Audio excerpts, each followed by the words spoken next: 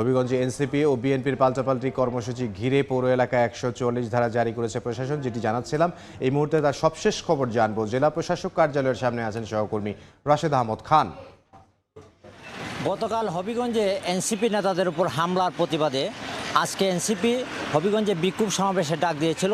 পাশাপাশি প্রধানমন্ত্রী তারেক জিয়াকে নিয়ে কটাক্ষ করার প্রতিবাদে ছাত্রদল এবং যুবদলও পাল্টাপাল্টি কর্মসূচি ঘোষণা ছিল, যার কারণে হবিগঞ্জে একটি উত্তপ্তপূর্ণ পরিস্থিতি সৃষ্টি হয়েছিল এবং সাধারণ মানুষের জন্য একটি উদ্বেগ উৎকণ্ঠা সৃষ্টি হয়েছিল। যে কারণে জেলা প্রশাসন আজ সকাল থেকে হবিগঞ্জ পৌর শহরে ১৪৪ ধারা জারি করেছে এবং তা অনির্দিষ্টকাল চলবে বলে জানিয়েছেন জেলা প্রশাসন।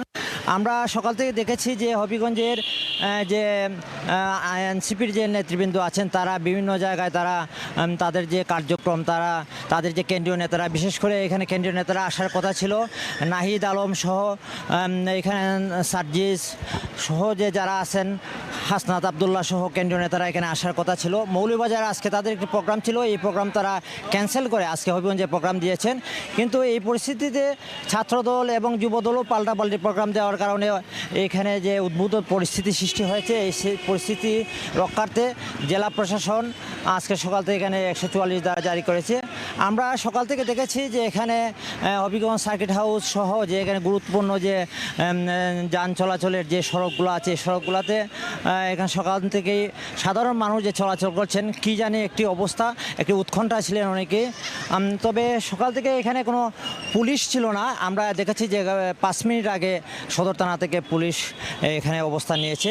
এছাড়া হবিগঞ্জের যে ছাত্রদলের যে নেতৃবৃন্দ আছেন তারা জানিয়েছেন যে তারা আসলে শান্তিপূর্ণভাবে এই কর্মসূচি পালন করার জন্য তারা উদ্যোগ নিয়েছিলেন, কিন্তু এখন এই অবস্থার মধ্যে তারা কতটুকু করতে পারবেন তারা এ নিয়েও শঙ্কায় রয়েছেন। সব মিলে বলা যায় যে গতকাল এনসিপি নেতাদের উপর যে হামলা হয়েছিল, এই হামলায় সার্জিসহ আসলে ১০ জন নেতা আহত হয়েছেন। এনসিপি অভিযোগ করেছে যে ছাত্রদল এই হামলা করেছে, কিন্তু ছাত্রদল নেতৃবৃন্দ তারা জানিয়েছেন যে আসলে তারা এই হামলার সাথে জড়িত না। সব মিলিয়ে বলা যায় যে হবিগঞ্জে এই এনসিপির ঘটনা নিয়ে হবিগঞ্জে একটি উত্তপ্ত পরিস্থিতি সৃষ্টি হয়েছে এবং এই পরিস্থিতি কত সময় চলবে তা বলা যাচ্ছে না এবং সাধারণ মানুষ দাবি জানিয়েছেন প্রশাসনের প্রতি যাতে এই পরিস্থিতি শান্ত রাখেন। তো এই ছিল আজকে হবিগঞ্জের সর্বশেষ খবর।